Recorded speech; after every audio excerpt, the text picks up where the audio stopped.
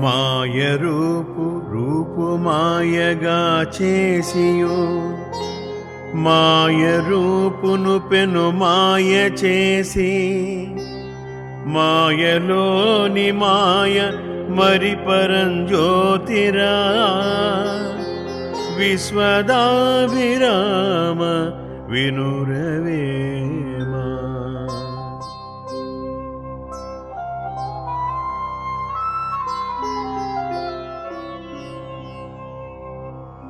అజ్ఞానం అనే మాయను జ్ఞానంతో పోగొట్టుకుని ప్రకృతిలో మాయాస్వరూపుడైన పరమాత్మ రహస్యాన్ని తెలుసుకొని జ్ఞానరూపుడైన బ్రహ్మను తెలుసుకోవాలి.